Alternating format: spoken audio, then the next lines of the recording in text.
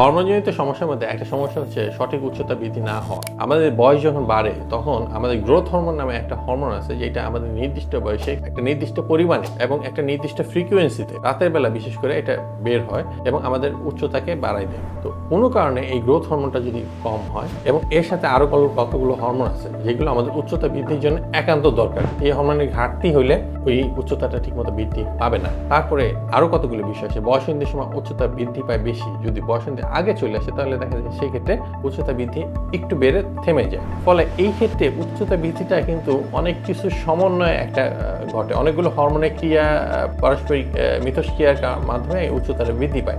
একটা হরমোনের কোনো রকম বিচ্যুতি ঘটে তাহলে কিন্তু উচ্চতাটা বৃদ্ধি পাবে না। অনেক ক্ষেত্রেই আমরা এটা দেখতে পাই, উচ্চতা ঠিক মতো বৃদ্ধি পাচ্ছে না। আশেপাশের লোকজনরা যেটা বলে যে বয়স হলে এটা ঠিক হয়ে যাবে, এটা নিয়ে চিন্তা করো না। তো বিভিন্ন রকম ভুল তথ্য দিয়ে তাদেরকে সঠিক সময় সঠিক চিকিৎসা থেকে বঞ্চিত করতেছে। ফলে সঠিক সময় যে উচ্চতাটা বাড়ার কথা ছিল এটা বাড়তেছে না।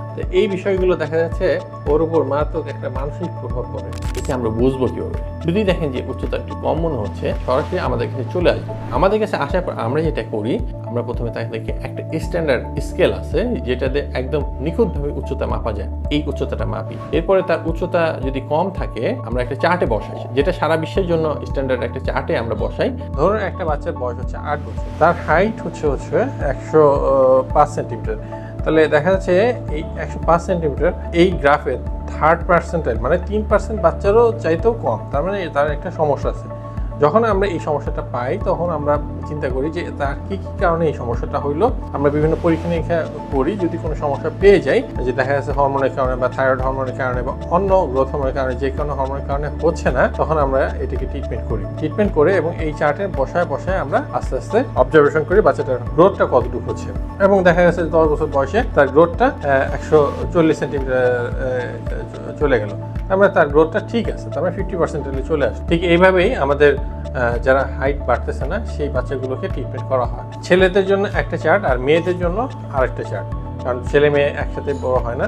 ঠিক এই চার্টে আরেকটা বিষয় হচ্ছে, যদি কেউ ওয়েট বেশি হয় সেক্ষেত্রে ওই ওয়েটের নিচে চার্টটা গ্রাফটা হচ্ছে ওয়েটের জন্য। এরপর যদি দেখা যায় সেই চার্টের উচ্চতা কম, তাহলে আমরা তখন এই উচ্চতা কমের কারণ কি সেই বিষয়গুলো আমরা নির্ণয় করি। যদি দেখা যায় যে না সবকিছু মোটামুটি ঠিক আছে, আমরা 2-3 মাস গ্রোথ ভেলোসিটি মানে প্রতি মাসে তার কতটুকু উচ্চতা বাড়তেছে সেটা অবজার্ভ করি। এর পাশাপাশি আমরা দেখি তার বয়সন্ধিটার পরিমাণটা কতটুকু অগ্রসর হয়েছে, সেই বিষয়গুলো সবকিছু সামগ্রিকভাবে চিন্তা করে এর একটা চিকিৎসা আমরা দাঁড় করি। আমার নাম মারিয়াম হায়াত, আমার বয়স 16 বছর। আমি এখানে এসেছি হাইট প্রবলেমের জন্য। আমার উচ্চতা আগে অনেকটাই কম ছিল, মানে যখন আমার হাইটটা কম ছিল তখন আমার অনেক খারাপ লাগতো। সমাজের লোক অনেক বাজে বিহেভ করতো, মানে একটু ছোট করে দেখতো আমাকে, মানে টিচাররা বলতো পিচি, তারপর ক্লাসমেট ফ্রেন্ড সবাই।